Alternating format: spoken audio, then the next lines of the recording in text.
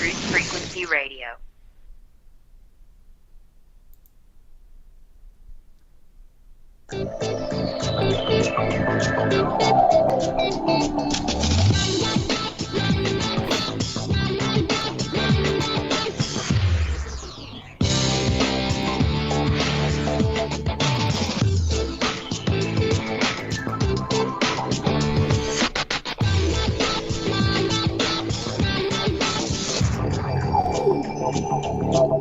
Hello and welcome to the Revolutionary Radio Project. I'm your host, Rob Skiba, and I'm excited to be joined once again this evening with my friend and co-host, Zen Garcia, for our continuing study on the Book of Enoch. Zen, are you there? I am, brother. Always a pleasure to be here with you and the listening audience. Yeah, man. What's going on in your world lately? I'm just finishing up this pre-Adamic book. I'm just waiting on a couple approvals. I reached out to Marshall Masters to get approval on excerpt from the Colburn Bible, the Scroll of Thothis, and just added some more information on how even the Greeks believed that there were three, they describe three global catastrophe floods, one during the time of Augeas, and that was to end the Silver Age, and then the flood of Deucalion, which we know that's the name for Noah, to end the Bronze Age. And then they speak of another one, the flood of Dardanus, that I believe was sometime after Troy.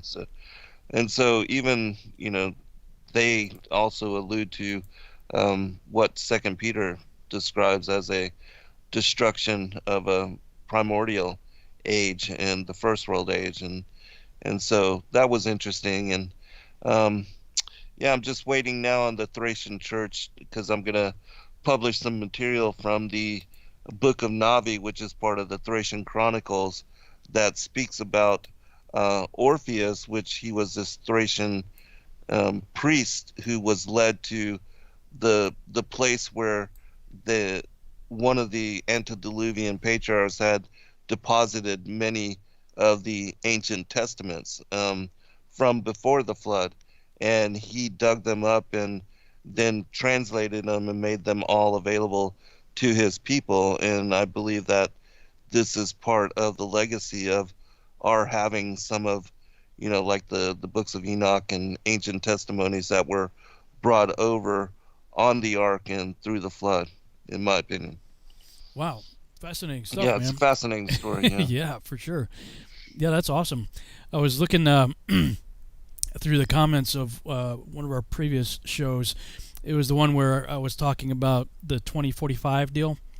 Yeah. And I forget which one. It was like 2 or 3 shows ago. But anyway, somebody wrote the following comment. After that creepy video, I'm assuming it's the one from the 2045 video that I showed.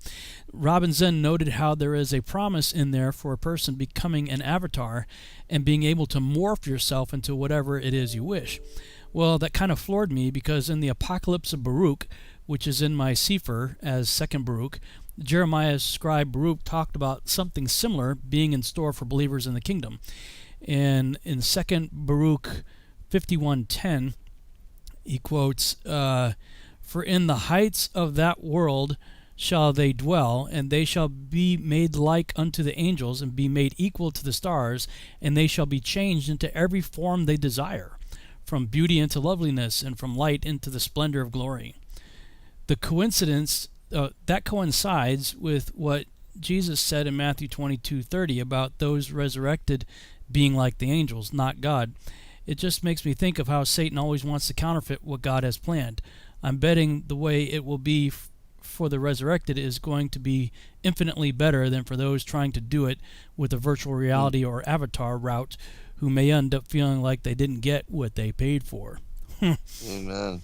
Yeah, absolutely. Yeah, that's amazing, because that also affirms, what we had talked about previously with the Book of Enoch, and describing how all the ancestors of humanity, like the stars that Abraham looking up into the night sky and seeing all of his seed, numbering that of the stars, and how that equates to all of our, being our pre-existence and our incarnating to flesh form in some manner, as revealed by the Book of Enoch.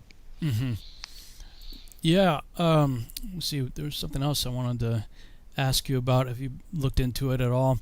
Have you looked into this? Hang on a second. Let me pull it up here. King John III, Joseph Gregory Hallett. I have, and this guy just coming on the scene. There seems to be a lot of hype about it, and we'll see. We'll see what plays out and how it turns about, and but there is some strangeness going on with that.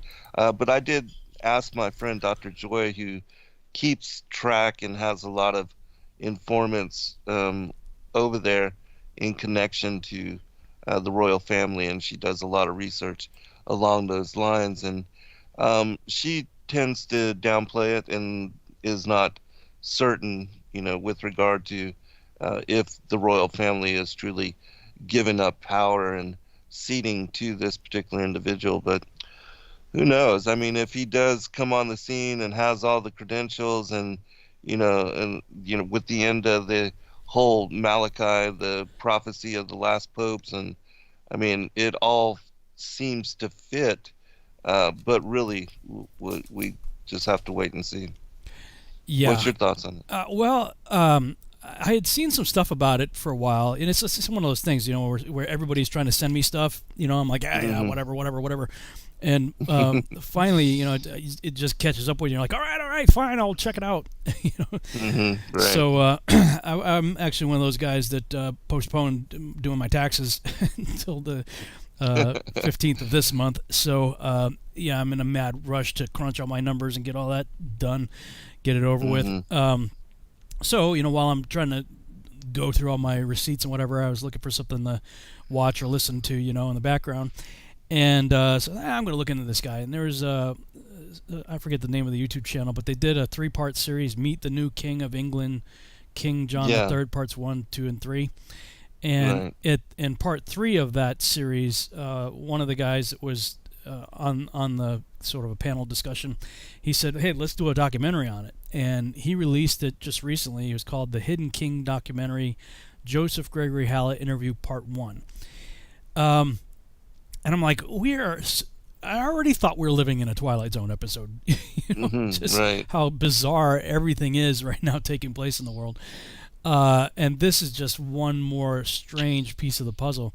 On the one hand, the guy sounds like a total Fruit Loop. I mean, I'm listening to this guy going, what in the world? I mean, he butchers all kinds of stuff in the Bible. He claims that he's the Messiah. Yeah. And, of course, his definition of Messiah and all that is really bizarre.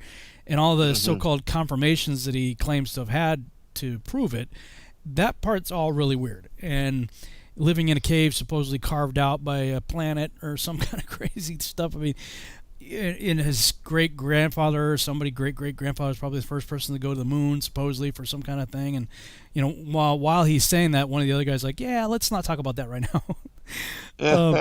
So, I could tell even some of the people that were, like, on his side are like, okay, some of this stuff's, way out there. A little bizarre, yeah. But on the other side, and this is something I haven't been able to vet, but it's interesting to me, is supposedly President Trump, as well as Putin and several other world leaders, have recognized his claim to the throne. And, of course, we've seen that Buckingham Palace, things are weird there, and the crest, the emblem, and all that stuff's been taken down. And where is the royal family now? And, some of their children have come over here. And there certainly appears to be some kind of big uproar that has taken place over there. And meanwhile, you also have the Pope renouncing the title of Vicar of Christ. So I was aware of all these things before I even ever heard of this guy. But this guy claims that the reason for all that is because of him. Yeah, right. And so I have not, and maybe somebody has out there, I don't know, but I have not heard President Trump mention him in anything that I've listened to so far. Of course, I'm not a regular Trump follower. It's not like I'm Right. watching everything he Right. says. So maybe he has, but it also seems to be fitting into the Q narrative. But on the side of the Q narrative that I am very cautiously against, which is the whole, ascended masters, New Age side of things. Right. Yes. Exactly. And the Where, Sarah and all that. yeah, which he seems to be, this Joseph Gregory guy seems to be right in line with a lot of that stuff. So I don't know, man. I mean, if I actually do see world leaders recognizing him, and if in fact, because supposedly, according to this guy anyway, the reason the Pope has denounced his title as the Vicar of Christ is because, according to him, the Christ has arrived and it's him. So, Yes. so the Pope's like, okay, I'm done. I don't need to, carry that title anymore because the Christ has arrived. And of course, you got a And bunch. that would be false prophet introducing the Antichrist. And, Right. Yeah. Now, of course, I don't believe that he's the Antichrist. I believe Nimrod's the Antichrist. False prophet. My take on it is, Yeshua said there's going to be many false Christs. Right. So we have the false Christ known as the beast Antichrist, but we've had many Antichrists, going back throughout history. In fact, John said that there were Antichrists among them even in his day. Right. So the idea that he could be an Antichrist, okay, fine. I mean, there's been plenty before. There'll be plenty more, probably. Yes. Yes. Probably. The beast, this guy's like a party animal. I mean, you listen to this guy, and he apparently, supposedly, according to his story, he's been kept down by the royal family. They've done everything they could to try to squash this guy's reputation. He can't get a job anywhere. He's been living in a cave or whatever. So, apparently the guy's broke, and, he's trying to get GoFundMe started, try to. But at the same time, he claims to have all the legal documents, all the stuff that he's researched, and has all the paperwork to prove the legitimacy of him ascending to the crown and proving that the previous, i.e. maybe current House of Royals is a fraud. So he claims to have all the pedigree and all the paperwork to prove all that. So if that's the case, then he steps up to apparently be the king of not just England, but I mean the UK, Australia, Yes. New Zealand, All the Commonwealth. Yeah, a lot of places. And Canada even. And with the Pope, throwing his hat in on all this, from a religious side of things. It's really bizarre. I mean, of course, you listen to this guy, and he's doing like little YouTube channel podcasts. I mean, some of the channels that I saw that he were on, don't have that many subscribers, and he's making the podcast round. And I will say, it's on par with a Coast to Coast AM type of guest, that you would expect Art Bell or George Norrie to interview. Right. Yeah. So I don't know. I mean, on one hand, it's intriguing because if what he's saying is true as far as the paperwork trail goes, it's really fascinating. But the rest of it is like, wow, this is a Twilight Zone, Outer Limits, just completely bizarre scenario if I ever heard one. Yeah, and my thing on this is that the royal families all throughout history have had no problems assassinating people. And so why is this guy alive if he is in fact that much of a threat to them? Because I don't see them just giving up power. And why wouldn't they have dealt with him a long time ago before it ever got to this point?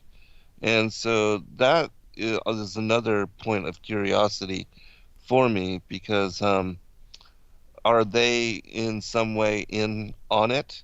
And because the whole thing of the whole, the eye at the top of the Illuminati pyramid is the whole controlled opposition and seemingly opposing forces, when they have a united front and an orchestrated plan to push and move the fate and collective destiny of humanity in certain direction. And then, again, this whole thing with the Pope giving up power, if in fact, he's declaring himself as Messiah, and that is very, whether one or many, definitely Antichrist, um, as far as in behavior and declaration. And so, who knows? But if it in fact is, and he does have these credentials, and then all of a sudden comes on the scene and starts to do weird wonders and heavenly signs, I mean, that's gonna really freak me out as far as the acceleration of the agenda of the end of days. And yeah, because then if all of a sudden he negotiates a peace treaty and then goes back on it in some manner, that would just be very, very strange. Well, yeah, because he was also talking about himself as King of Israel, as the as the Mashiach. That he has acceptance from the Sanhedrin or something of that nature there as well. Yeah, that part. Well, again, I'm hearing him say a lot of this. I'm not actually hearing it from anybody else. Any head of state. Right. I have yet to hear, Putin or Trump or anybody in the Knesset or anywhere else talking about it. For those who are interested in wondering what the heck we're talking about here, I created a playlist on my YouTube channel, so you could just go to my YouTube channel, click on playlists, and it's the King John III playlist. I got like 4 videos in there.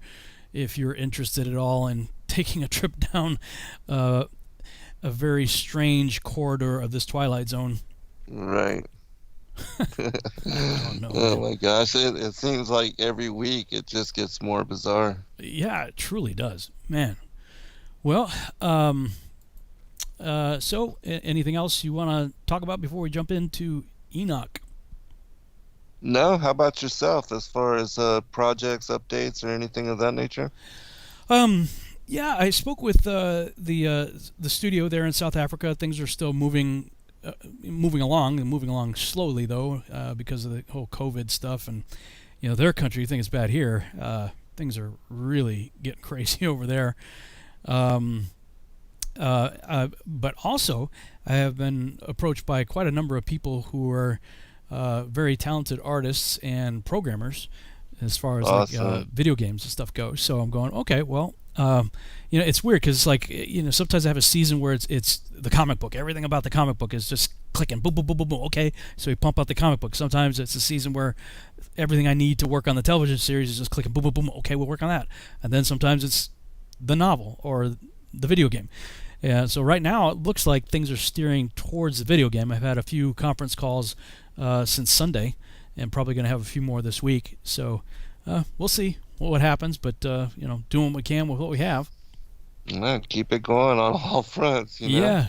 Whatever whatever seems to be flowing, that's the direction I'm going in. So absolutely. So yeah, all right. So let me pull up Enoch. I believe I'm in chapter 102 in the Lawrence, because we talked about the sea last week and fish and stuff. That was kind of cool. Okay, so chapter 102. In those days, when he shall cast the calamity of fire upon you, whither will you fly, and where will you be safe? And when he sends forth his word against you, are you not spared and terrified? All the luminaries are agitated with great fear, and all the earth is spared while it trembles and suffers anxiety. All the angels fulfill the commands received by them and are desirous of being concealed from the presence of the great glory, while the children of the earth are alarmed and troubled. But you, ye sinners, are forever accursed. To you there shall be no peace. Fear not, ye souls of the righteous, but wait with patient hope for the day of your death in righteousness. Grieve not, because your souls descend in great trouble, with groaning, lamentation, and sorrow, to the receptacle of the dead. In your lifetime your bodies have not received a recompense in proportion to your goodness, but in the period of your existence have sinners existed, in the period of execration and of punishment. And when you die, sinners say concerning you, as we die, the righteous die. What profit have they in their works? Behold, like us, they expire in sorrow and in darkness. What advantage have they over us? Henceforward are we equal. What will be within their grasp, and what before their eyes forever? For behold, they are dead, and never will they again perceive the light.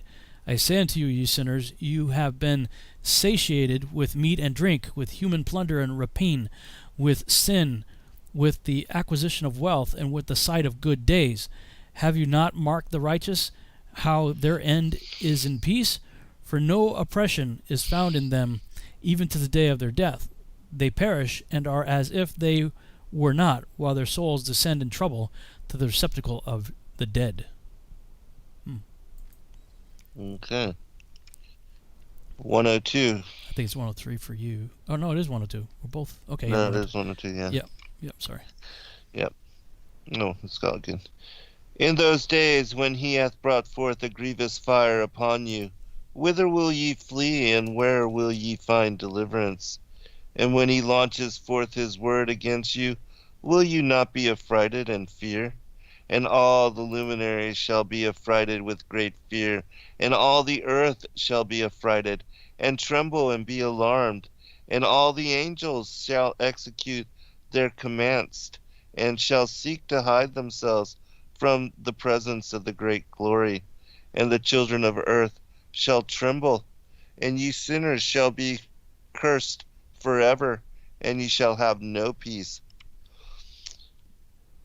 Fear ye not, ye souls of the righteous, and be hopeful, ye that have died in righteousness. And grieve not if your soul into Sheol has descended in grief, and that in your life your body fared not according to your goodness. But wait for the day of the judgment of sinners, and for the day of cursing and chastisement. And yet when ye die, the sinners speak over your, as we die, so die the righteous. And what benefit do they reap for their deeds? Behold, even as we, so do they die in grief and darkness. And what have they more than we? From henceforth we are equal. And what will they receive, and what will they see forever? Behold, they too have died, and henceforth forever shall they see no light. I tell you, ye sinners, ye are content to eat and drink and rob and sin and strip men naked and acquire wealth and see good days. Have ye seen the righteous, how their end falls out, that no manner of violence is found in them till their death? Nevertheless, they perished and became as though they had not been, and their spirits descended into Sheol in tribulation. So this is kind of like the bad guys mocking, like, why Right. should we bother being good? You know, Yes. look at how even the righteous die. That is interesting because I constantly find myself kind of frustrated, and praying, God, like, I don't get it. Like, how come they, it's like Asaph, how long do the wicked prosper, right? Mm-hmm. And when the devil's children want to make a movie, boom, here's $300 million. Right, It just right. falls out of the sky, boom. Mm-hmm. When we want to do a project, it's like, begging, groveling, doing everything, like Right. trying to desperately, put together, a few hundred or a few $1,000s, it's like, well, okay, we get eternity though, Yeah.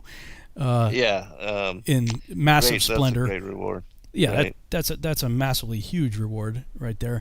And I also wonder, some people have said, well, maybe you'll be making movies in the Millennial Kingdom. I'm going, well, I don't know if they'll have that then, but that's an interesting thought. Of course it is. I mean, in a long time, the millennial reign as well as eternity thereafter.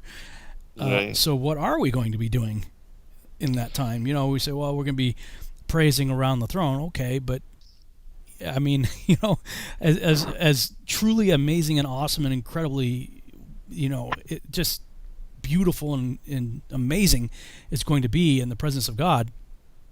Yes. I don't know. I mean, I have a hard time thinking about just singing like around a throne for eternity. Like, like, is that all we're going to do? Like, what else are we going to do?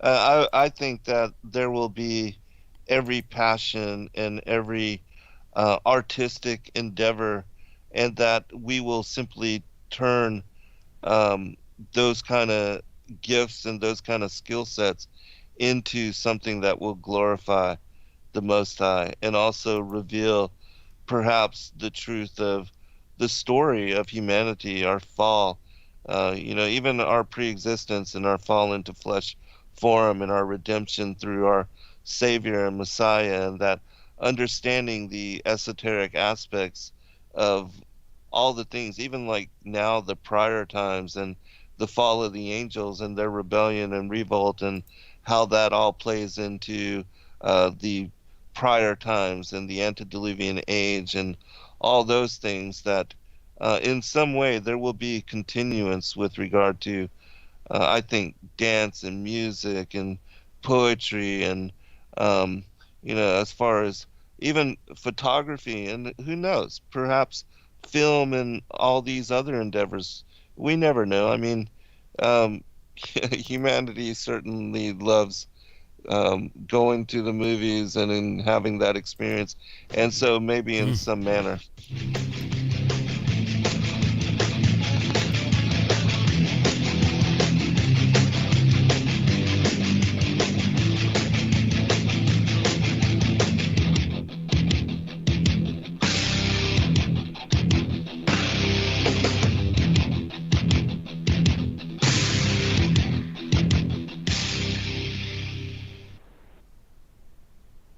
From the dawn of man, we have turned to nature to help attain balance within ourselves. But somewhere, we lost our way. Western culture is once again remembering the healing benefits of CBD, the non-psychoactive component of the hemp plant. That's why more and more people who use CBD report relief from inflammation and chronic pain, balanced blood sugar and cardiovascular system, relief from muscle tensions, tremors, migraines, headaches, anxiety, depression, and the list goes on. The big question is, where do you get it? Life is a 99% pure CBD oil made with all organic ingredients, and it's available to TFR listeners worldwide. If you use coupon code TFR at checkout, you'll get $5 towards your order. Head on over to ialife.com now. That's AYA life.com. Balance of Nature's fruits and veggies in a capsule. It's a great product. And the one thing I like about it the most is that when you open the bottles, you can smell like the scent of the fruits and veggies. It's no genius thing to it. It's really just fruits and veggies, which everyone needs. And you guys kind of put it in a way where you can take it easy and you can get it, and it's natural. And that's what I like about it. I like the product, and I've taken it, and it's definitely made me feel a lot better. I am a healthy person to begin with, but it's definitely good prevention, and it's definitely gives me energy, and you're like, it's a natural thing. I like it. I really do. For a limited time, use discount code TALK to receive a 50% discount on your first preferred whole health system and have it shipped to you free. Call 1-800-246-8751 or go online to balanceofnature.com. Again, use discount code TALK. Once in a decade, a true story comes along that remembers the future. After 6 Amazon bestsellers, I have completed the epic Birth Trilogy, a true story of Earth. By reading the Birth Trilogy, you will journey with the characters from the origin of Earth to its final destiny in a white-knuckle ride that combines the intrigue of Tom Clancy with the epic scope of Prometheus and Interstellar. You will learn more about the purpose of life, the mystery of death, and the true nature of your soul than you thought possible. The Birth Trilogy is now available on Amazon and Kindle. The audio version is a free bonus when you buy the paperback, so even if you're not a great reader, don't worry about it. I read it for you. Use the Amazon app today and buy the Birth Trilogy, spelled B-E-A-R-T-H, or search for my name. I'm Brooks Agnew.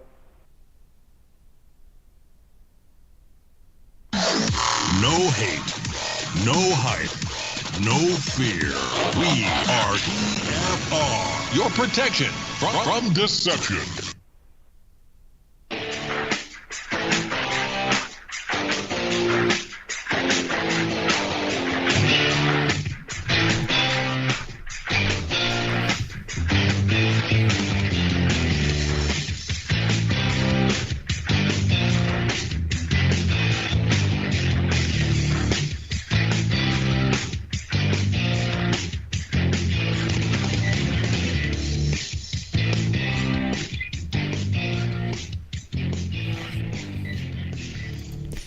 And we're back on the Revolutionary Radio Project. I am your host, Rob Skiba, and right before the break, we're talking about what's it going to be like after we leave this place.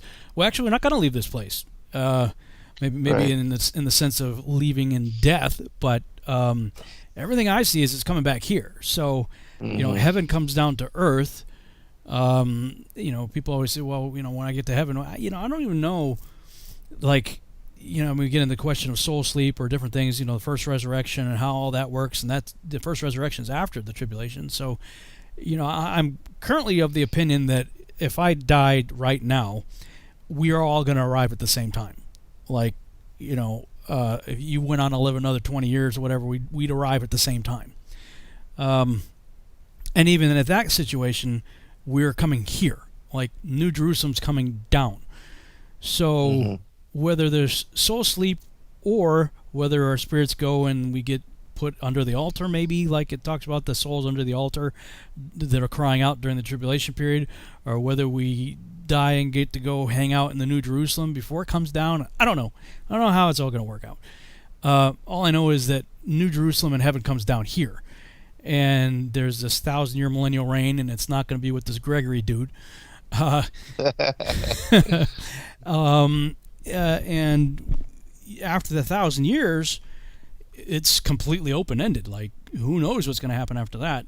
But so if the New Jerusalem comes down here, and it would seem to me that you're going to have to get a new heaven and new earth for the millennial reign, because this place can be completely trashed as a result of the tribulation period and the final judgment. So it seems like the place gets a makeover. New Jerusalem comes down, whether you think it's a cube or a pyramid. Either one looks completely absurd on a spinning ball. Right. I'm of the opinion that it's a pyramid. Both the pyramid and the cube look perfectly fine on a flat surface. So if we imagine the sky dome opening up and that descending, then Yeshua takes up his place as the king of the earth in the New Jerusalem.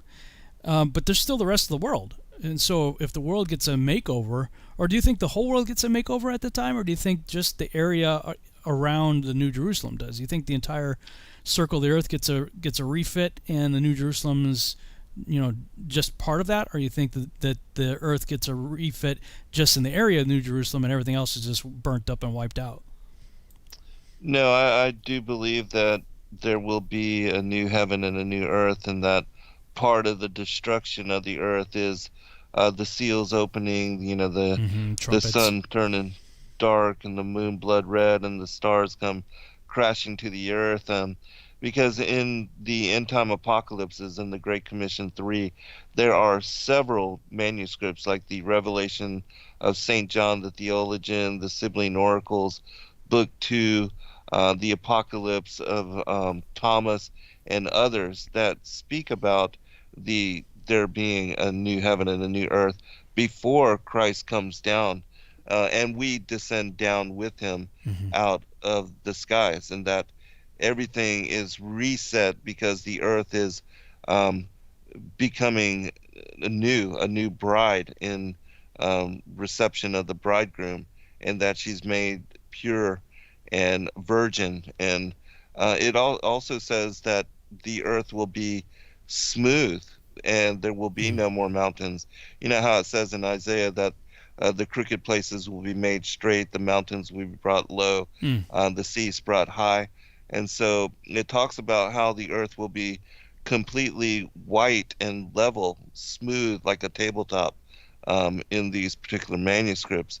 And that is when Christ comes again. And I believe that the Levitical feast days, the 3 that remain, that he will, that the church will be raptured on the Feast of Trumpets, caught up into the air with him, the wrath of God poured out on to the earth, and everything destroyed, the new heavens, new earth, and then he comes down on the Day of Atonement to take the judgment seat, and then that's when the harvest occurs and the determination of who will be amongst the righteous and the wicked, and then those that are deserving and numbered with the elect will then enter in on Sukkot, when New Jerusalem descends out of the heavens on the Feast of Tabernacles, into New Jerusalem, the city of God, for the millennial reign. And so I think the 3 fall feasts will be fulfilled in that manner. So with all that set up here on Earth, that would be a real big reset, because huge. Everything's. Absolutely. I'm kind of bummed out about the mountains deal, dude. Like, I really love the mountains, but I do too. And I'm not saying that there won't be mountains again, but according to what is written in the scriptures, it does say that, and this is how it was originally, according to some of the passage, that before there were mountains, and before everything was smooth and flat and level, at one time, that the earth was a completely level plain, and then God shifted the terraform, and so I'm sure that he's going to restore the majesty in that way, because the mountains and the valleys and the way that everything unfolds, and how the rivers and the oceans and the lakes and everything plays into, and how the sun going over the topography of the earth creates the condensation and evaporation, the storm systems, even with what we were talking about with the electromagnetic aspect of it, and how the firmament, the salt water and the fresh water, the interaction, and how that is a filtration system. All of that is such a complex, intricate, and perfect system, that, because I do believe there's going to be another cycle of humanity, because in that same book you were reading, Second Baruch, it makes mention of how that women will give birth without pain and without sorrow during the millennial age.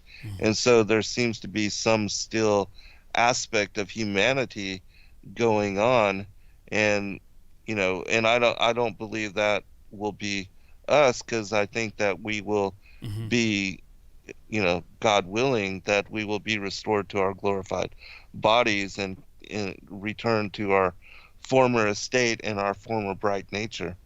And maybe I speculate that those that may not have fully embraced and accepted Christ as Savior, that God, being long-suffering and sparing, that he gives them perhaps one more chance through the millennial age, and that there's another cycle of humanity, and it's these people that Satan comes forth to try to trick one more time. That's speculation, though. Well, yeah, I've struggled with it, because I believe that there will. First of all, I don't believe that there's a pre-trib rapture, as we've talked about. I don't believe there's a mid-trib rapture. I believe that there's a post-trib pre-wrath rapture. Yes. And I'm of the opinion that the wrath, as the scriptures say, are in the bowls, which are poured out in one day. So we would say the day before the end of the tribulation would be the rapture day, because the next day is the wrath poured out, and then it's game over. Right. But that being the case, okay, so there'll be people who are martyred, so check, and the ones who have their heads taken off, who are decapitated for the cause of Christ. It specifically says in was it Revelation 20 or 21? I always get them mixed up, but one of those chapters, that they are the ones that rule and reign with him for 1,000 years, the ones that are beheaded. So if you were raptured, then you're not beheaded, but in the rapture, so Okay, so the ones that are beheaded, they're going to come and rule and reign, presumably in a glorified body because they've gone on, through death. Then those who are alive and remain will be caught up together with him in the clouds. That's the harpazo. And as we're caught up, we're changed in the twinkling of the eye. So then we get changed too. Then everything gets wiped out with fire. I mean, that's the reason why he's got to lift us up. He's got to pull us out, right. Wipe everything out with fire. So at that point, there's no survivors left on Earth, at least not the way I think of it. I mean, if the whole Earth's getting a fire purge, then there's nobody left. I mean, bad guys, good guys that weren't Christians, let's say, but were decent people, they're getting wiped out in that fire purge. So I'm having a hard time figuring out who's going to have children, because we are all, at that point, we're changed. Right. But it does say, like in Isaiah 65 and 66, it's talking about if a person dies at 100, he's considered a child. So to your point, yes, there are people who are still having children in the millennial reign, and they're living for an extended period of time, and they're giving birth without pain. So I guess my question is, and I've had this question for a long time, I don't have the answers, like, who's doing that? Because if we've been changed into like the angels with their glorified bodies, who's left? Or is that the beginning of another reset with another group of humans being created again? I don't know. Yes. Yeah, that's exactly my speculation as well. And I do believe, again, because the believers are given glorified bodies, and God willing, we will take part in judging the angels according to what the scriptures say. And so that, to me, symbolizes that we have taken on the roles which the angels, the fallen angels, had abandoned when they revolted, the first rebellion against God, and then the watchers who left their first estate as well, that we will assume their ordinances in heaven. But then there seems to be implied that there's going to be another cycle of humanity. And it's, my guess that if there is this other cycle of humanity, if they are not in their glorified embodiment like we, then they had to have fallen short in some aspect to where they didn't receive the full promise of the cross and salvation, in the manner that hopefully, God willing, that we do.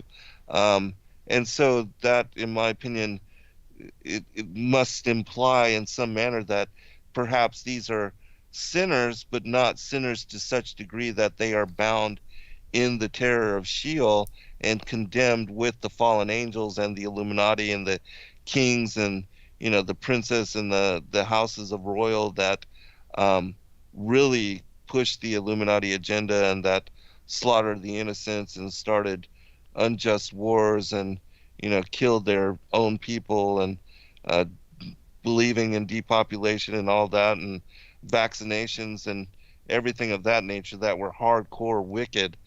Are these just some of those that fell somewhat short, and that's why they are going now through human embodiment? I don't know, but that seems to be what is implied.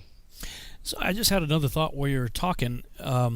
There was a series of blogs that I wrote back in, I want to say 2010, 2011, called the Rapture Riddle, and that came as a result of studying the parable of the 10 virgins. And I'm looking at that and going, wait, okay, virgin, that when you say the word virgin, it's somebody who's not defiled, who's pure, right? Mm-hmm. And they're looking for the bridegroom. Well, the only ones who are looking for the bridegroom are Christians. They're waiting for him to return. And we're the only ones pure, not of our own, but through the blood of Christ. So to me, all 10 virgins have to be representative of the body of Christ, believers, if you will. But 5 have their oil with them in their lamps, and 5 don't. And the conclusion I came to with that is, the scriptures the Bible is referred to as a lamp unto my feet, right? David talks about, thy Right. word is a lamp unto my feet. And the lamp being a menorah, 7-branch menorah, and the 7 branches representing the 7 Moedim, the 7 appointed times of God.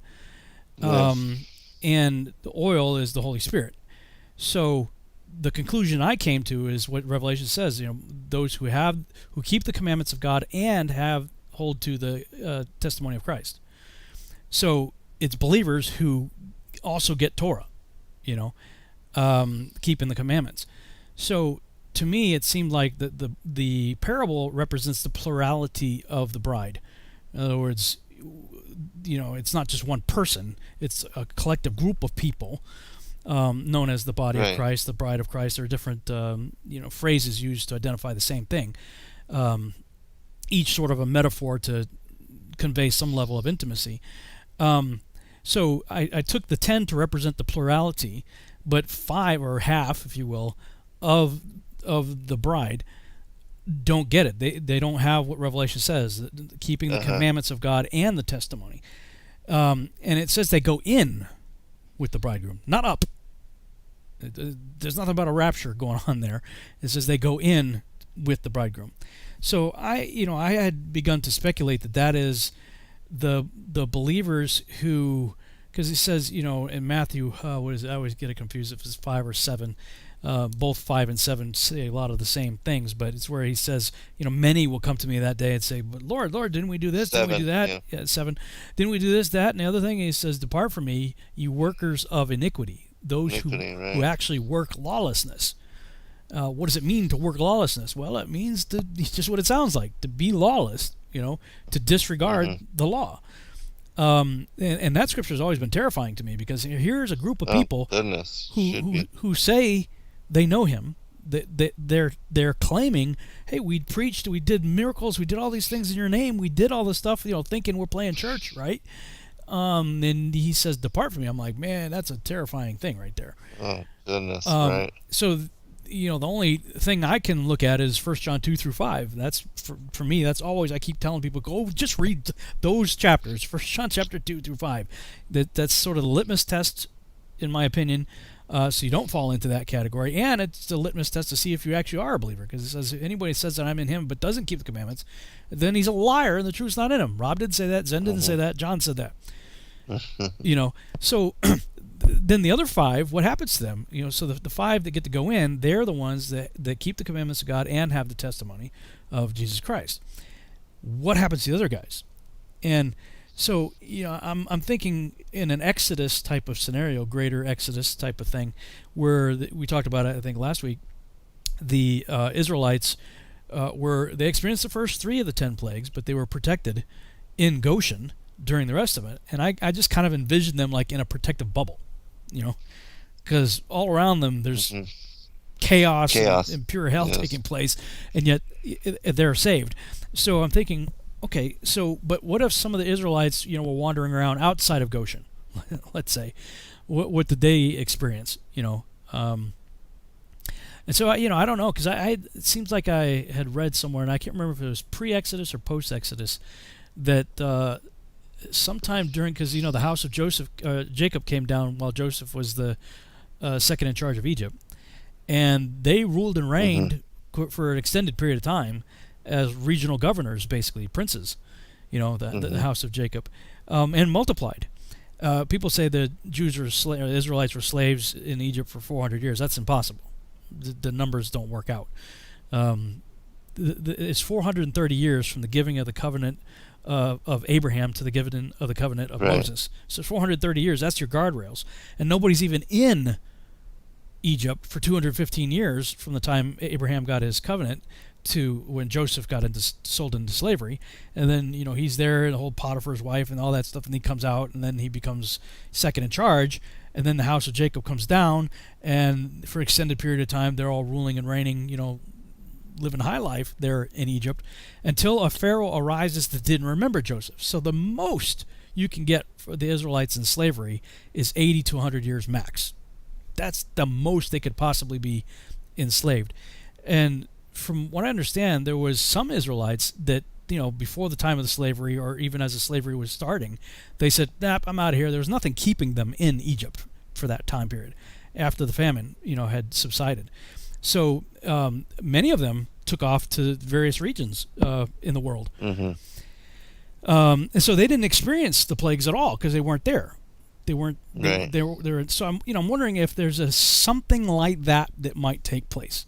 Where there would be a group of people, maybe that this sort of a third group, I guess, out there. I don't know. I'm speculating. I'm still trying to figure out who are these people having children. Right. I think at this point, because it's not, we'd all be speculating. There's nothing. There's nothing there telling us point blank what it is. So. Right. Right. Yeah, I fully agree. And but again, I have to believe that, and the thing with the two separate, as far as the wise and the foolish versions, if they are still included, even though they didn't have everything prepared, it would make sense to me as far as this group of the next cycle of humanity being representative of that, those that weren't fully prepared, and that somewhat, they knew about it and they listened partially, but not fully, then they weren't convicted like those that were truly awaiting for the bridegroom. Mm-hmm. And then that would make sense to me that, God is going to give them a pass and allow them to go through the whole thing of the duality of the experience of good and evil and incarnating the flesh form again, and that they'll be given this one final chance before the end of when we enter into what will be eternal age, and no more death, no more Satan, evil, or any of the former things, because all that will have been passed away. But if you don't get it now, I mean, then you're just not going to have a chance to get it. Well, yeah, and the Moedim, or the appointed time, or something. Those are things that we're supposed to mikra in Hebrew, which means rehearse. So, why are we rehearsing them? Well, because there's going to come a time when there's going to be a main event. I mean, when you're in theater, you rehearse. You have a tech rehearsal, dress rehearsal, and then boom, it's the main event. Curtain opens, audience is there. It's the main event, right? And during the millennial reign, we know that the feasts are back. So, everybody's going to be doing them then. Right. We get a head start. So maybe it's a time period where, for 1,000 years, with Yeshua ruling and reigning, he is there teaching the way everything was supposed to be. Yes. Absolutely. This is what the real plan was. This is, before it all got messed up. And then Satan gets loosed again.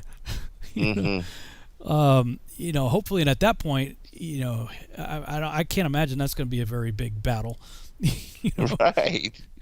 Yeah, right.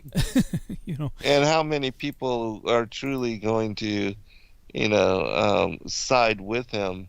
I mean, when everything's in your face, God is present with you, and how can you revolt, and choose to side with Satan in one final rebellion when you know that after that the gig is up? I mean, his days are done. Yeah, well, I mean, we say that, but look at what the Israelites saw coming out of Egypt. First of all, they saw what happened with the plagues. They saw the fiery pillar. They saw the ocean split up. They walked through and how long did it take for them to be like, God, exactly, God's in our, we get this pillar of fire in the middle of our camp, lighting it up at night, right? Right. And a pillar of smoke, and then when the thing decided to move, they'd pick up their camp and move and follow it. And yet you still had people rebelling. Oh, man. Yeah. Wow. You're right. You're absolutely right.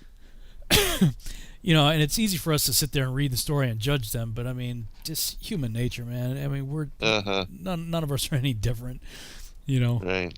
Which is really disappointing. But let me put it up on the screen for anybody that might be watching on YouTube with us. If you go to my Testing the Globe website, testingtheglobe.com, and in the More Resources tab, click on Enoch's Dome World, takes you to the page that talks about the cosmology, and that's when I started to depict what I think I see in my mind's eye when I'm reading the text, what's there. And essentially you got this box, and at the top of the box is the kind of circling around the top of the firmament is a golden floor, and that's where I envision the throne of God is. Yahuwah's throne is sitting right up on top of that, and so this is like a tile in the floor. Is this box that we're in, and I began to wonder and speculate. Well, how big is heaven, and how many boxes are in the throne room? Could there be other boxes with other worlds there, and would we get to check those out? I don't know, because before, when I used to believe in the Copernican model, I didn't believe like the Mormons did that we're going to be gods of our own planets or anything like that, but I like to imagine that we're going to be able to explore the vast universe like Star Trek, and see what else is out there. So I've just basically transposed that idea onto the terrarium idea and wondered if there's any other terrariums we might get to check out. Again, pure speculation, no way to prove it. It's just, fun things to think about, I guess.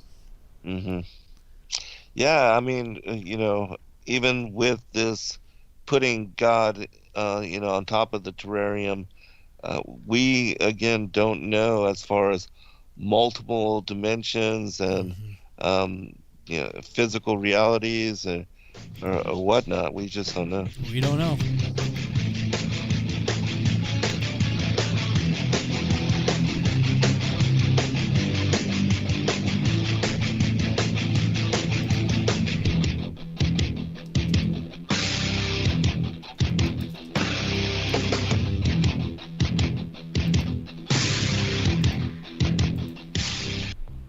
Censorship and regulation is becoming an ever-growing problem in today's modern media.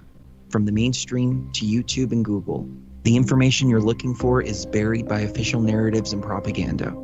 This is why TFR is 100% uncensored, unregulated, and listener-supported. The shows on TFR are not micromanaged by the station, and our hosts are free to speak their minds however they please. As such, the views and opinions expressed on our station are of those who make them. If you happen to hear anything offensive on TFR, please send us an email to toughtitty@tfrlive.com, and we'll be happy to tell you that we really don't give a damn. We stand for freedom of speech and non-censorship. If you also stand for free speech, you can go to tfrlive.com/signup and sign up for a TFR supporter pass and help us in our mission to keep the airwaves uncensored and unregulated. TFR Live, your uncensored and unregulated protection from deception.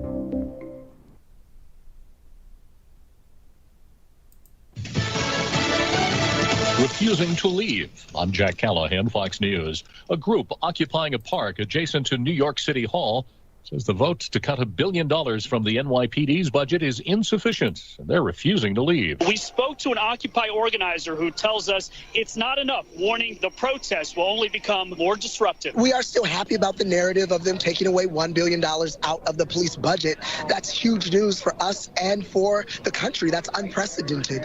But at the end of the day, we need something more radical. The NYPD Commissioner Dermot Shea says, frankly, there were 18 shootings in one day this past weekend, and their shootings have gone up over 50% compared to this time last year. Crime is up, and these budget cuts, according to Dermot Shea, are going to make things significantly more challenging for the NYPD. Fox's Brian Yennes. Lawmakers in Los Angeles have voted to slash that city's police budget by $150 million. That will reduce the number of LAPD officers to a level not seen in more than a decade. 23 days after the occupation began of several blocks in downtown Seattle, that city moving to demolish the barricades and making a number of arrests. We've made over 36 arrests for failure to disperse, obstruction, assault, and unlawful weapon possession, and a few other crimes. Police Chief Carmen Best says officers are once again staffing the police precinct, which they were ordered to abandon more than 3 weeks ago. President Trump now says he's open to the idea of wearing a mask to help slow the spread of the coronavirus, telling an interview with the Fox Business Network. I'm all for masks. I think masks are good. I would wear, if I were in a group of people and I was close. You would wear one?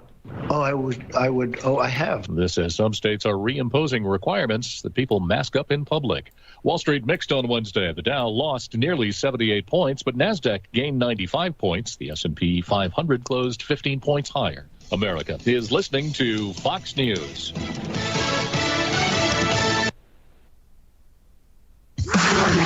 Into the truth frequency.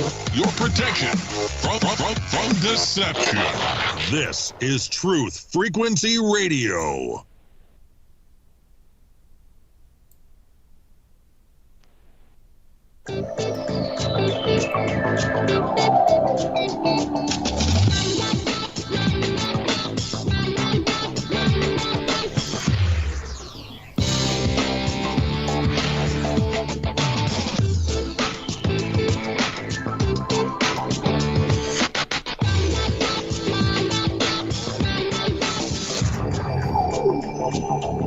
And we're back on the Revolutionary Radio Project. I am your host, Rob Skiba, for the second hour of the broadcast, talking with my guest, Zen Garcia. And right before the break, we're talking about what's it going to be like, when it's all said and done, when it's all over and we get a reset. During the break, I looked up a scripture that might just help us out a little bit here, and that is 1 Corinthians 2:9. It says, "But as it is written, eye hath not seen, nor ear heard, neither have entered into the heart of man the things which God hath prepared for them that love him." Well, basically, you don't know, but it's going to be awesome. Right, absolutely. I was actually that caught my eye right there too, though. But as it is written, do you know where that's written? Where the cross reference for that would be? No, not right offhand. I'll have to look that up. See if there's a canonical. Maybe on Bible Hub. Yeah, maybe that's a good thing to look into. Well, in the meantime, we can jump back in, and we only got a few more chapters here. Maybe we can make a mad push to get finish up good. Enoch here. Let's see. Okay, they're pretty short chapters too. So for me, it's 103. I think there's 108 chapters or something like that. I think total. But now I swear to you, ye righteous, by the greatness of his splendor and his glory, by his illustrious kingdom and by his majesty, to you I swear that I comprehend this mystery, that I have read the tablet of heaven, have seen the writings of the holy ones, and have discovered what is written and impressed on it concerning you. I have seen that all goodness, joy, and glory has been prepared for you, and been written down for the spirits of them who die eminently righteous and good. To you it shall be given in return for your troubles, and your portion of happiness shall far exceed the portion of the living. The spirits of you who die in righteousness shall exist and rejoice. Their spirits shall exult, and their remembrance shall be before the face of the Mighty One from generation to generation. Nor shall they now fear disgrace.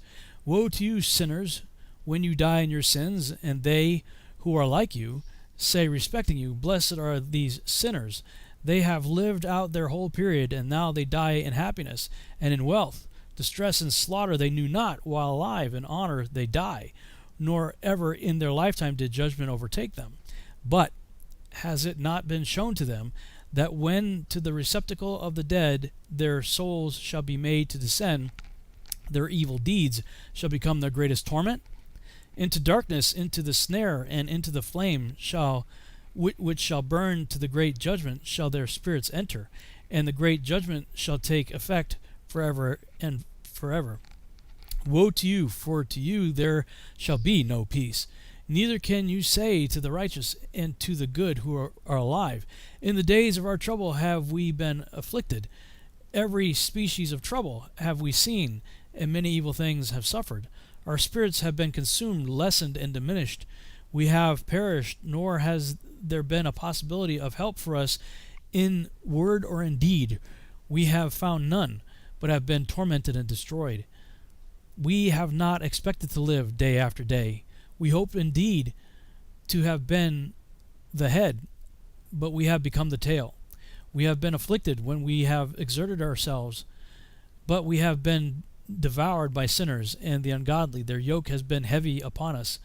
Those have exercised dominion over us who detest and who goad us, and to those who hate us have humbled our neck, but they have shown no compassion towards us. We have been desirous of escaping from them, that we might fly away and be at rest, but we have found no place to which we could fly, and be secure from them. We have sought an asylum with princes in our distress, and have cried out to those who have devoured us, but our cry has not been regarded, nor have they been disposed to hear our voice, but rather to assist those who plunder and devour us, those who diminish us and hide their oppression, who remove not their yoke from us, but devour, enervate, and slay us, who conceal our slaughter, nor remember that they lifted up their hands against us. Okay. 103. Now therefore I swear to you, the righteous, by the glory of the great and honored and mighty one, in dominion, and by his greatness I swear to you, I know a mystery, and have read the heavenly tablets, and have seen the holy books, and have found written therein and inscribed regarding them, that all goodness and joy and glory are prepared for them, and written down for the spirits of those who have died in righteousness, and that manifold good shall be given to you in recompense for your labors, and that your lot is abundantly beyond the lot of the living. And the spirits of you who have died in righteousness shall live and rejoice, and their spirits shall not perish, nor their memorial from before the face of the Great One, unto all the generations of the world. Wherefore no longer fear their contumely. Woe to you, ye sinners, when ye have died, if ye die in the wealth of your sins, and those who are like you say regarding you, blessed are the sinners, they have seen all their days, and how they have died in prosperity and in wealth, and have not seen tribulation or murder in their life, and they have died in honor, and judgment has not been executed on them during their life. Know ye that their souls will be made to descend into Sheol, and they shall be wretched in their great tribulation, and into darkness and chains, and a burning flame, where there is grievous judgment, shall your spirits enter. And the great judgment shall be for all the generations of the world. Woe to you, for ye shall have no peace. Say not in regard to the righteous and good who are in life, in our troubled days we have toiled laboriously and experienced every trouble, and met with much evil, and been consumed, and have become few, and our spirits small. And we have been destroyed, and have not found any to help us, even with a word. We have been tortured and destroyed, and not hoped to see life from day to day.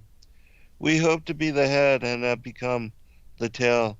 We have toiled laboriously, and had no satisfaction in our toil, and we have become the food of the sinners and the unrighteous, and they have laid their yoke heavily upon us.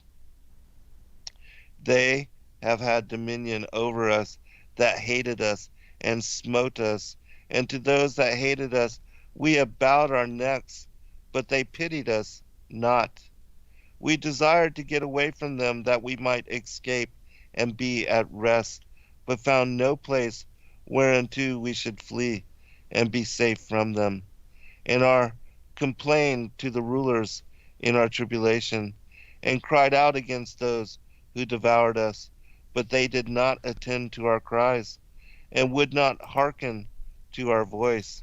And they helped those who robbed us and devoured us, and those who made us few, and they concealed their oppression, and they did not remove from us the yoke of those that devoured us, and dispersed us and murdered us, and they concealed their murder, and remembered not that they had lifted up their hands against us. Nothing really jumps out at me there. Anything jumping out at you? I would just say for individuals that are not familiar with the apocryphal text, that the Wisdom of Solomon, chapter 2 and 3, go into, in similarity, what this is being spoken about here in Enoch, with the oppression of the wicked and how there was no justice during the lifetime, but that judgment is reserved for them at the end of days when Christ comes in second advent and then takes the judgment seat. And so these chapters are parallel with those, and so just extra reading for those that are interested. Mm-hmm. All right, cool. 104. I swear to you, ye righteous, that in heaven the angels record your goodness before the glory of the Mighty One. Wait with patient hope, for formerly you have been disgraced with evil and with affliction, but now shall you shine like the luminaries of heaven. You shall be seen, and the gates of heaven shall be opened to you. Your cries have cried for judgment, and it is appeared to you. For an account of all your sufferings shall be required from the princes and from every one who has assisted your plunderers. Wait with patient hope, nor relinquish your confidence, for great joy shall be yours, like that of the angels in heaven. Conduct yourselves as you may, still you shall not be concealed in the day of the great judgment. You shall not be found like sinners, and eternal condemnation shall be far from you, so long as the world exists. And now fear not, ye righteous, when you see sinners flourishing and prosperous in their ways. Be not associates with them, but keep yourselves at a distance from their oppression. Be you associated with the host of heaven. You, ye sinners, say, all our transgressions shall not be taken account of and be recorded, but all your transgressions shall be recorded daily. And be assured by me that light and darkness, day and night, behold all your transgressions.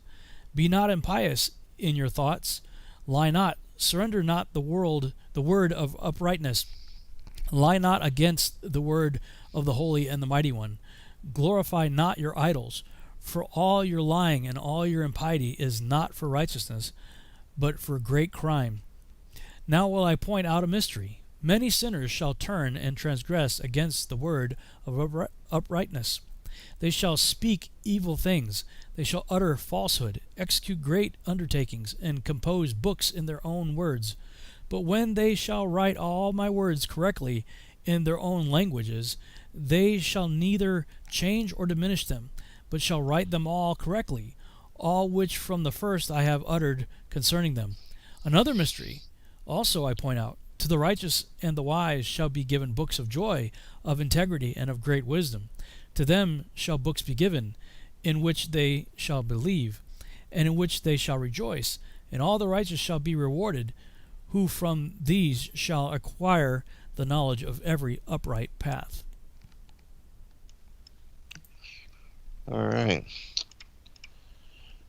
104. I swear unto you that in heaven the angels remember you for good before the glory of the Great One, and your names are written before the glory of the Great One. Be hopeful, for aforetime ye were put to shame through ill and affliction, but now ye shall shine as the lights of heaven. Ye shall shine, and ye shall be seen, and the portals of heaven shall be opened to you. And in your cry for judgment, and it shall appear to you. For all your tribulations shall be visited on the rulers, and on all who help those who plundered you. Be hopeful, and cast not away your hopes, for ye shall have great joy, as the angels of heaven. What shall ye be obliged to do? You shall not have to hide on the day of the great judgment, and ye shall not be found as sinners, and the eternal judgment shall be far from you. For all the generations of the world, and now fear not, ye righteous, when ye see the sinners growing strong and prospering in their ways. Be not companions with them, but keep afar from their violence, for ye shall become companions of the hosts of heaven. And although ye sinners say, all our sins shall not be searched out and be written down, nevertheless they shall write down all your sins every day. And now I show unto you that light and darkness, day and night, see all your sins. Be not godless in your hearts, and lie not and alter not the words of uprightness, nor charge with lying the words of the Holy Great One, nor take account of your idols, for all your lying and all your godlessness issue not in righteousness, but in great sin. And now I know this mystery, that sinners will alter and pervert the words of righteousness in many ways, and will speak wicked words and lie, and practice great deceits, and write books concerning their words. But when they write down truthfully all my words in their languages, and do not change or diminish aught from my words, but write them all down truthfully, all that I first testified concerning them, then I know another mystery, that books will be given to the righteous and the wise to become a cause of joy and uprightness and much wisdom. And to them shall the books be given, and they shall believe in them and rejoice over them. And then shall all the righteous who have learnt therefrom all the paths of uprightness be recompensed. You know, it's kind of like it. These chapters are answering the lament that I've been talking Yes, about. right. You know, Exactly. it's like, okay, God, cool. You know, that's cool. Mm-hmm. Yes. You know, getting the answer here. Encouragement. Yeah. Mm-hmm. And somebody posted in the chat room the reference that from that what Paul was referring to is apparently in Isaiah. Let me see if I can pull that up here. Isaiah 64:4. For since the beginning of the world men have not heard, nor perceived by the ear, neither hath the eye seen, O God, beside thee, what he hath prepared for him that waiteth for him. So that appears to be what Paul was referring to, I guess, when he said, awesome, as it is written. Good job in the chat room. Appreciate that. Yes, we appreciate it all. I would also say that the 6th chapter of the 2nd book of Estrus, I believe it's verses 1 through 6, fits along with the as far as what was just read and what Paul was alluding to previously. What's that reference? Chapter 6 of 2nd Esdras. Cool. Verses 1 through 6, I believe. Nice. Okay. Let's see here. We got 9 minutes. We can keep going here. Yeah, it's short. 5. The next, maybe get through 2 of them. Might be able to get through. That's kind of long. Let me see here. The next chapter is short, but the one after that's a bit longer. Mm-hmm. Okay. Switch that. Okay.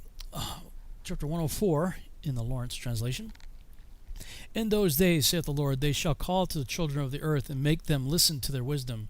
Show them that you are their leaders, and that remuneration shall take place over the whole earth.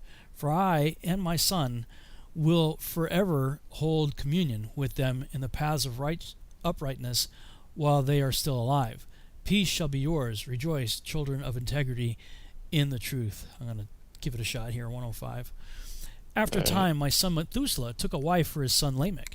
She became pregnant by him and brought forth a child, the flesh of which was as white as snow and red as a rose, the hair of whose head was white like wool and long, and whose eyes were beautiful. When he opened them, he illuminated all the house like the sun. The whole house abounded with light. And when he was taken from the hand of the midwife, opening also his mouth, he spoke to the Lord of righteousness. Then Lamech his father was afraid of him, and flying away came to his own father Methuselah, and said, I have begotten a son unlike to other children. He is not human, but resembling the offspring of the angels of heaven, is of a different nature from ours, being altogether unlike to us. His eyes are bright as the rays of the sun, his countenance glorious, and he looks not as if he belonged to me, but to the angels. I am afraid lest something miraculous should take place on earth in his days. And now, my father, let me entreat and request you to go to our progenitor Enoch and to learn from him the truth, for his residence is with the angels.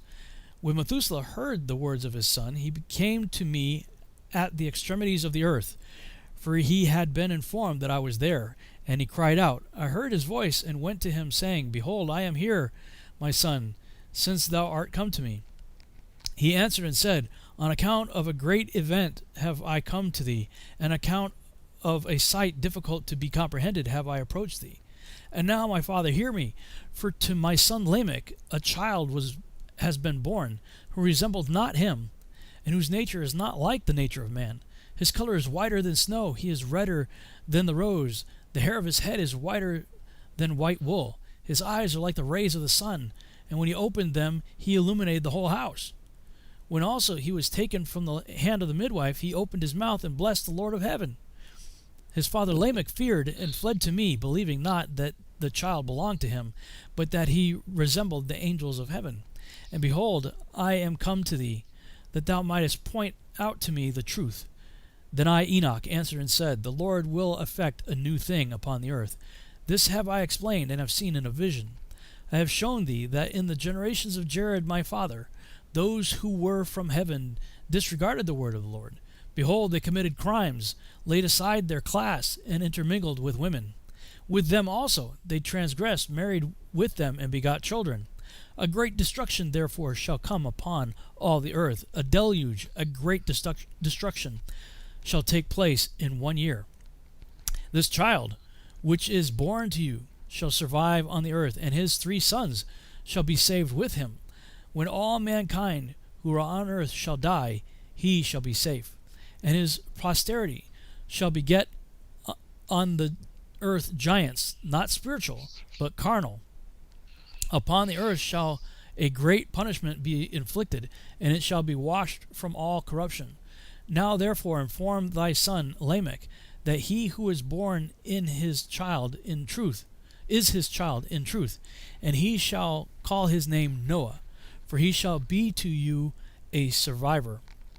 He and his children shall be saved from the corruption which shall take place in the world, from all the sin and from all the iniquity which shall be consummated on earth in his days. Afterwards shall greater impiety take place than that which had been before consummated on the earth. For I am acquainted with holy mysteries, which the Lord himself has discovered and explained to me, and which I have read in the tablets of heaven. In them I saw it written, that generation after generation shall transgress, until a righteous race shall arise, until transgression and crime perish from off the earth, until all goodness come upon it. And now, my son, go tell thy son Lamech that the child which is born is his child in truth, and that there is no deception. When Methuselah heard the words of his father Enoch, who had shown hint, I guess it's probably him, every secret thing, he returned with understanding, and called the name of that child Noah, because he was to console the earth on account of all its destruction. Another book which Enoch wrote for his son Methuselah, and for those who should come after him, and preserve their purity of conduct in the latter days. You who have labored shall wait in those days until the evildoers be consumed, and the power of the guilty be annihilated. Wait until sin pass away, for their names shall be blotted out of the holy books. Their seed shall be destroyed, and their spirits slain. They shall cry out and lament in the invisible waste, and in the bottomless fire shall they burn. There I perceived, as it were, a cloud which could not be seen through, for from the depth of it I was unable to look upwards.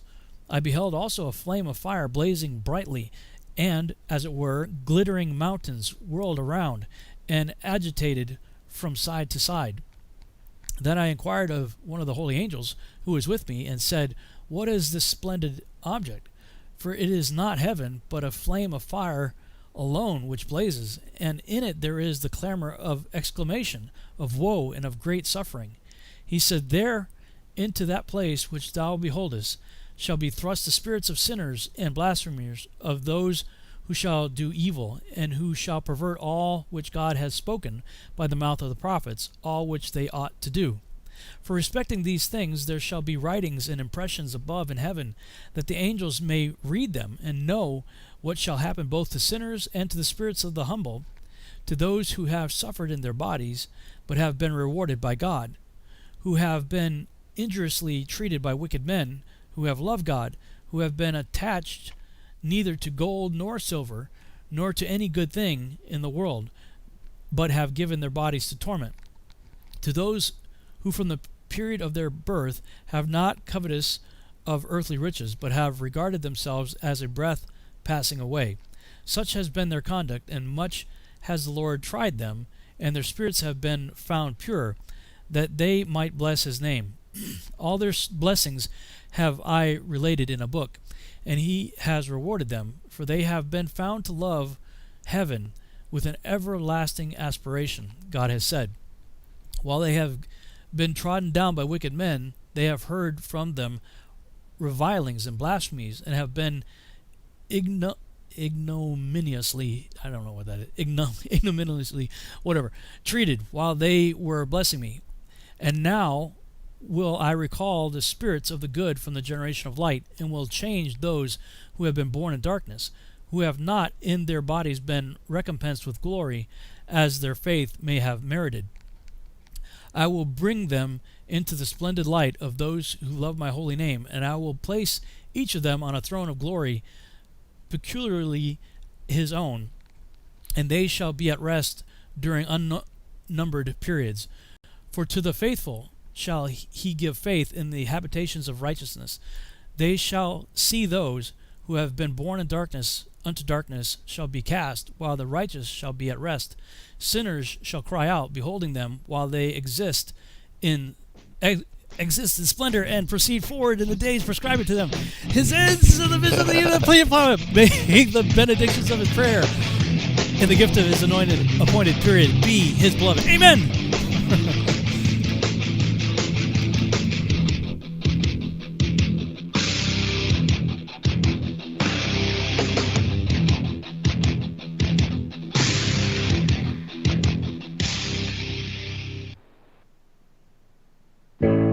The reviews for Extendivite are amazing. Here are some from Amazon. By Christine, great for heart palpitations. By Anne, before I started using this product, every afternoon my ankles and my hands would be swollen. That doesn't happen anymore. So if that part of their advertising is true, I have to assume that the rest of it is also. Not to mention that when I had my yearly blood test, only a few weeks after beginning to use this product, my cholesterol had dropped over 30 points.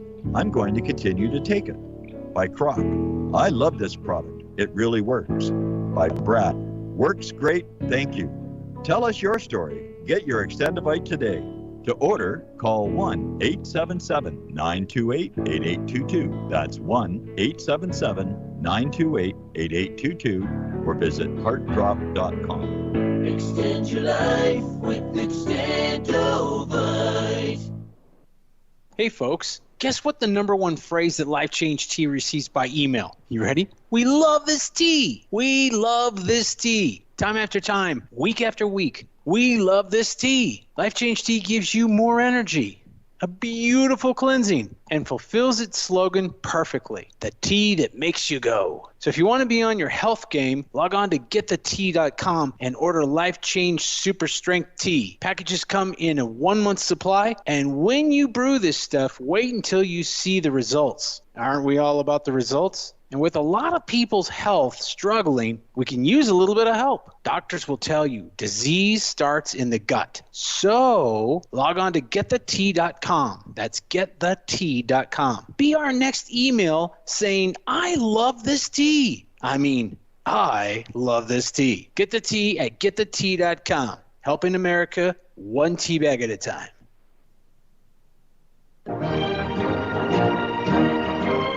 Hi, I'm Sergeant Jim Ram, retired.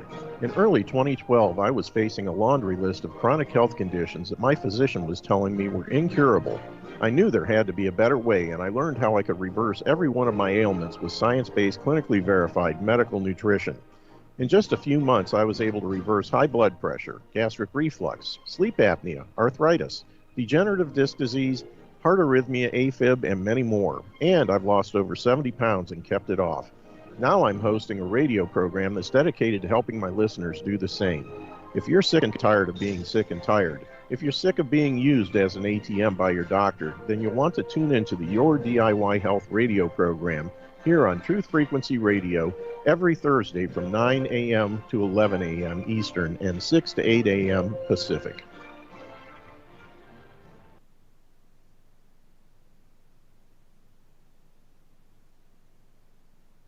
Real people, real radio. Wherever you are, make it TFR. Truth Frequency Radio.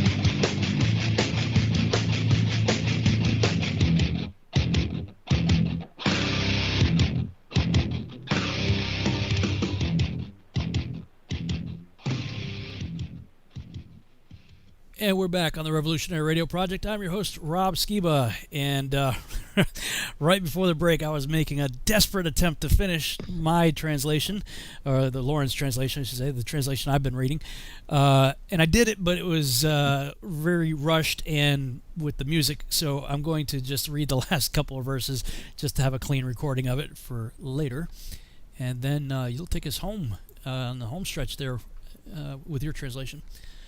Okay. So, I'll just back up. Let's see, verse 26.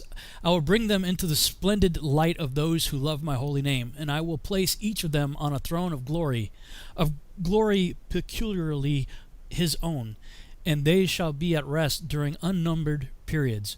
Righteous is the judgment of God. For to the faithful shall he give faith in the habitations of uprightness. They shall see those who, having been born in darkness, unto darkness shall be cast, while the righteous shall be at rest. Sinners shall cry out, beholding them, while they exist in splendor, and proceed forwards to the days and periods prescribed to them. Here ends the vision of Enoch the prophet. May the benediction of his prayer and the gift of his appointed period be with his beloved. Amen. So that concludes the Lawrence translation, and I guess yours splits it up to several chapters. In at least one more fragment than the previous. So. All right. So 105. I think 105. In those days the Lord bade them to summon and testify to the children of earth concerning their wisdom. Show it unto them, for ye are their guides, and a recompense over the whole earth. For I and my son will be united with them forever in the paths of unripeness, in their lives, and ye shall have peace. Rejoice, ye children of uprightness. Amen. Fragment of the Book of Noah, chapter 106.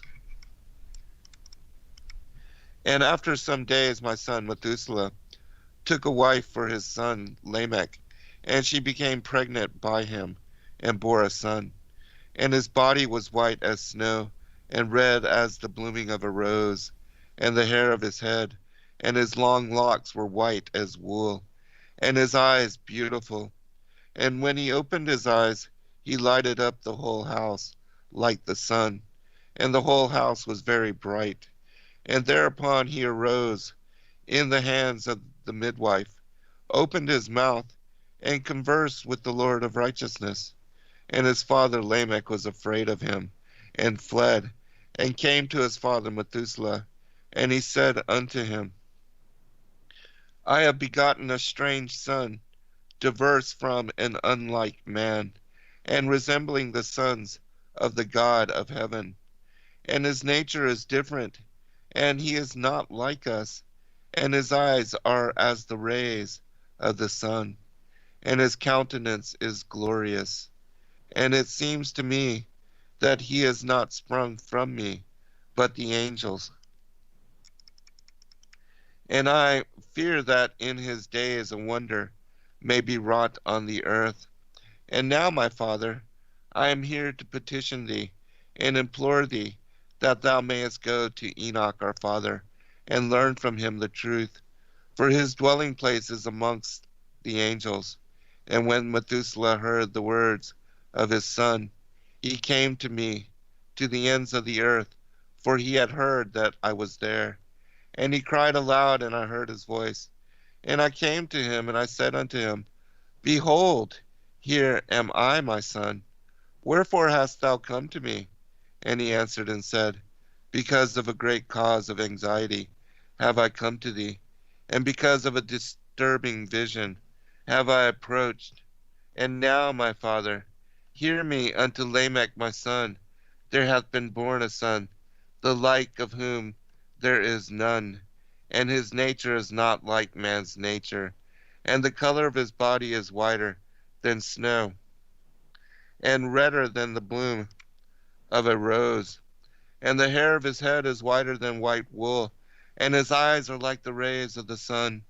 And he opened his eyes, and thereupon lighted up the whole house. And he arose in the hands of the midwife, and opened his mouth, and blessed the Lord of heaven. And his father Lamech became afraid, and fled to me, and did not believe that he was sprung from him, but that he was in the likeness of the angels of heaven. And behold, I have come to thee, that thou mayest make known to me the truth. And I, Enoch, answered and said unto him, The Lord will do a new thing on the earth, and this I have already seen in a vision. And make known to thee that in the generation of my father Yared, some of the angels of heaven transgressed the word of the Lord. And behold, they commit sin and transgress the law, and have united themselves with women, and commit sin with them, and have married some of them, and have begot children by them. And they shall produce on the earth giants, not according to the Spirit, but according to the flesh. And there shall be a great punishment on the earth, and the earth shall be cleansed from all impurity. Yea, there shall come a great destruction over the whole earth, and there shall be a deluge and a great destruction for 1 year. And this son who has been born unto you shall be left on the earth, and his 3 children shall be saved with him. When all mankind that are on the earth shall die, he and his sons shall be saved. And now make known to thy son Lamech that he who has been born is in truth his son, and call his name Noah, for he shall be left to you, and he and his sons shall be saved from the destruction, which shall come upon the earth on account of all the sin and all the unrighteousness, which shall be consummated on the earth in his days. And after that there shall be still more unrighteousness than that which was first consummated on the earth. For I know the mysteries of the holy ones, for he, the Lord, has showed me and informed me, and I have read them in the heavenly tablets. Chapter 107. And I saw written on them, the generation upon generation shall transgress, till a generation of righteousness arises, and transgression is destroyed, and sin passes away from the earth, and all manner of good comes upon it. And now, my son, go and make known to thy son Lamech that this son which has been born is in truth his son, and that this is no lie. And when Methuselah had heard the words of his father Enoch, for he had shown to him everything in secret, he returned and showed them to him, and called the name of that son Noah, for he will comfort the earth after all the destruction. Chapter 108. Another book which Enoch wrote for his son Methuselah, and for those who will come after him, and keep the law in the last days. Ye who have done good shall wait for those till an end is made of those who work evil, and an end of the might of the transgressors. And wait ye indeed till sin has passed away, for their names shall be blotted out of the book of life, and out of the holy books, and their seed shall be destroyed forever, and their spirits shall be slain, and they shall cry and make lamentation in a place that is chaotic, a chaotic wilderness. And in the fire shall they burn, for there is no earth there. And I saw there something like an invisible cloud, for by reason of its depth I could not look over. And I saw a flame of fire blazing brightly, and things like shining mountains, circling and sweeping to and fro. And I asked one of the holy angels, who was with me, and said unto him, What is this shining thing? For it is not a heaven, but only the flame of a blazing fire, and the voice of weeping and crying and lamentation, and strong pain.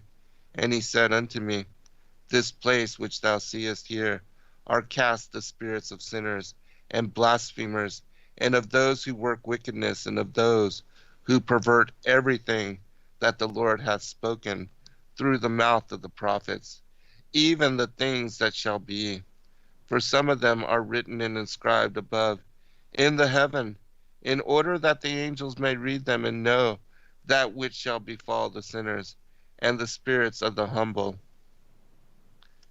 and of those who have afflicted their bodies and been recompensed by God, and of those who have been put to shame by wicked men, who love God and love neither gold nor silver, nor any of the good things which are in the world, but gave over their bodies to torture, who since they came into being longed not after earthly food, but regarded everything as a passing breath, and lived accordingly. And the Lord tried them much, and their spirits were found pure, so that they should bless his name. And all the blessings destined for them I have recounted in the books, and he hath assigned them their recompense, because they have been found to be such as loved heaven more than their life in the world. And though they were trodden under foot of wicked men, and experienced abuse and reviling from them, and were put to shame, yet they blessed me. And now I will summon the spirits of the good, who belong to the generation of light, and I will transform those who were born in darkness, who in the flesh were not recompensed with such honor as their faithfulness deserved. And I will bring forth in shining light those who have loved my holy name, and I will seat each on the throne of his honor, and they shall be resplendent for times without number.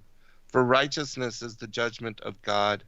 For to the faithful he will give faithfulness in the habitation of upright paths, and they shall see those who were born in darkness led into darkness, while the righteous shall be resplendent.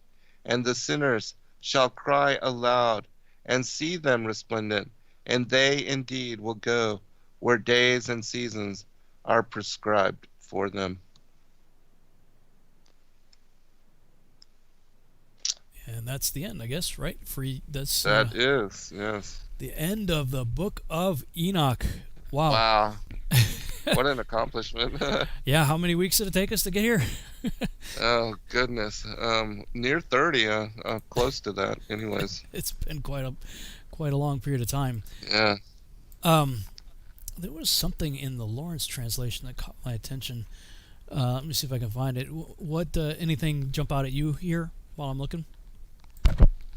Yeah, I think, the whole thing of the, with regard to all those things that have been written into the books of life, and how the angels, because I read that passage last week about how the fallen angels tried to fly up to near the throne of the Most High so that they can hear what is being spoken by the holy angels and learn of the destinies of humanity and of the prophecies and of what is destined for humanity as well. And then, they wear themselves out and fall like flaming or falling stars to the earth. But, here we see again confirmation, like the vision of Paul, that all things are recorded, that there's an account of everything that we do, even those things that the elite believe is done in darkness or in secret. Yeah, I think I found what I was looking for here. It's different. Let me put up on the screen here. In the Lawrence translation, verse 16 of the last chapter, let me back up a little bit. So Enoch says he's seen a vision that in the generations of Jared, there were those that came down from heaven. Of course, his name means descended, so I believe that they came down, right, when he was born. It says they committed crimes, laid aside their class, and intermingled with women. Okay, so that's the first incursion. With them also they transgressed, married with them, and begot children. A great destruction therefore shall come upon all the earth. A deluge, a great destruction shall take place in 1 year. And I think the Charles renders that better. That the judgment, it's not that it's going to be 1 year from the time that he's saying this, but the judgment itself shall last a year. Then verse 15. Right, yes. This child, which is born to you, Noah, shall survive on the earth, and his 3 sons shall be saved with him. So here Enoch's prophesying that this child is just born is going to have 3 sons. When all mankind who are on earth shall die, and he shall be safe. In verse 16, and his posterity shall beget on the earth giants, not spiritual but carnal. That's verse. So let me see what the equivalent of that is in your translation, because yours divides that up.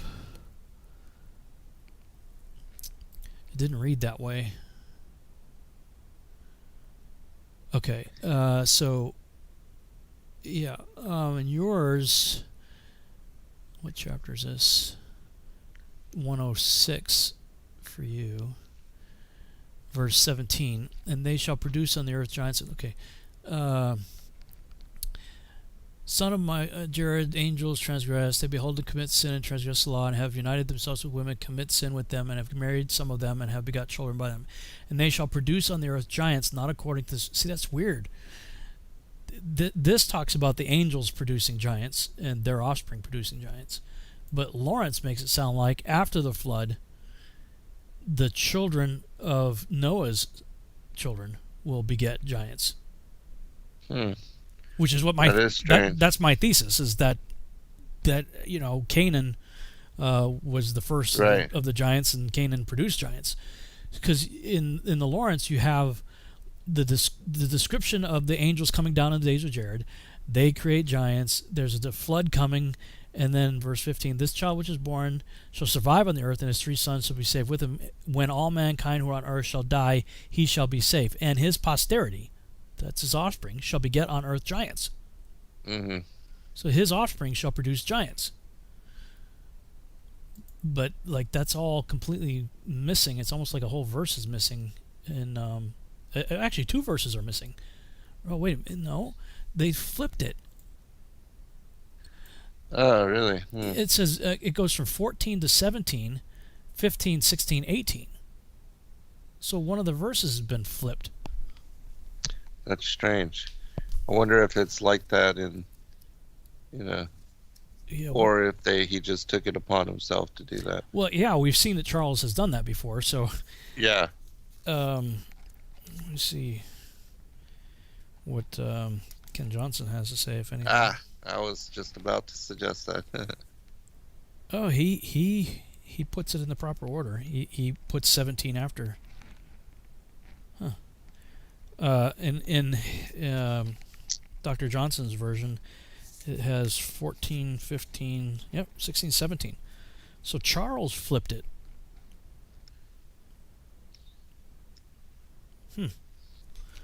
That's really interesting. I'm going to have to look deeper in that, because this could be my slam dunk for all the people I've had to fight with over this thesis all my years. The Lawrence definitely gives me a really good translation here, but I'm going to have to try to check and see what anybody else has to say. This story, though, is interesting. Go ahead. I was just going to say, I do believe that the Canaanites, I believe that they are the serpent seed post-flood, and that they did get involved with even the, as far as Og and the Philistine giants and all of them, that in some way that they were involved with, not that there was, another incursion of angels, but that from what was already there, that, we even see that Nimrod became Gibberim in some manner as well. And, they uncovered the teachings of the Watchers on that pillar and translated all that, and started involving themselves with those particular teachings, whatever they were. But in some manner, the giants were found continuation through that particular line, the Canaanites and all them. Yeah. Something else, we only got a few minutes left before this is over, but as I read this, I see that Noah was an albino. And people want to say, whether or not Adam and Eve were black or white or whatever color they were. And my contention is an albino looks white. I'm a white guy, okay? I got Polish and Scottish. I'm pretty white, okay? Polish, Scottish guy, white guy. But if I was standing next to albino, that dude would be white. Yeah. I'm a lighter shade of brown, I guess you could say. But albino, I mean, the way he's described, whether he was originally black or whether he was originally white, it doesn't matter. An albino is going to stand out either way. Right. Because they lack pigmentation. Right. And their veins and stuff, when like blushing in his face, that must be what it was talking about, rosy. Rosy, right? That he's white, really white, but that any kind of pigmentation would have been like the rosing, like on his cheeks and what have you. And it's interesting, like like albino mice have red eyes. I don't know that Noah did, but the way it's described, his eyes lit up the whole room, and apparently he started speaking and stuff. I mean, that would have been quite the sight. Right. Yeah, because I've only seen that attributed to Yahushua, as far as coming in immaculate conception, and that he was said to be the size of a child 2 years of age, which we speculate in doing the study on this particular book on the infancy gospels, that was the reason why Herod killed all the children that were 2 years and down as well, because according to the stories, he came in and declared immediately to Mary and the shepherds that were there that he had come to fulfill the mission of his father, and that he was the savior of the world. Yeah, it's given me lots of cool ideas when you and I sit down and start writing that the movie script of this. I mean, talk about a cliffhanger, right? I mean, the way the book ends with this. Oh yeah, no doubt. Right. And it's also cool that Methuselah knew to go find Enoch at the ends of the earth. Yes. And so that may, like we talked about before, because one of the passages talked about in the 500 and something year of Enoch's life, and we're like, wait a minute, right. Enoch was 365, he walked with God and was not, for God took him.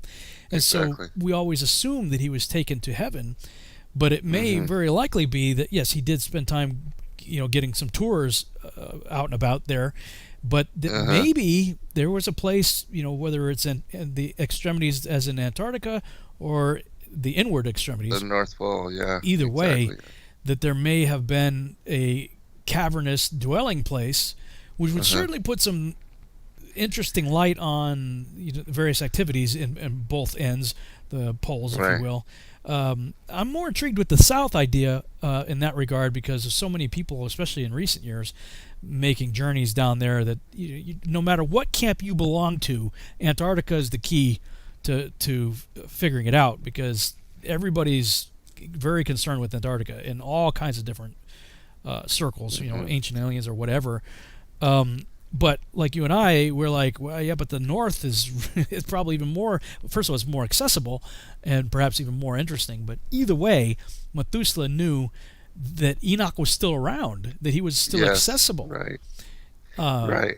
That's pretty interesting.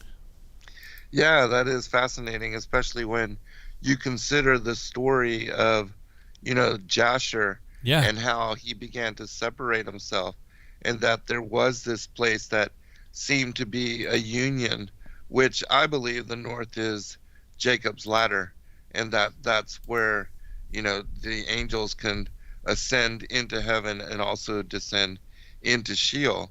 And so the Mount of the Congregation being located there as well, was he in some manner, had separated himself, went there, situated himself there, and became the intermediary somehow between God and man. And he was, according to the book of Jasher, also declared the king of the earth, and that the people went to him for advice, all the kings of the earth. And so I could totally see how, if he were to separate himself from there, even though it says that he disappeared from the sight of man at 365, if there were some time where he continued on in this place unbeknownst to the rest of humanity, or was only interactive with a certain few, or even that of his own family. Who knows? Interesting to speculate there. Lots of interesting speculation and really great source material to play with, both for the video game that I'm working on, as well as for Seed, the TV series, and this movie project that you and I are going to start collaborating on possibly in the near future. But that's all the time we have for this broadcast, man. We finished the Book of Enoch.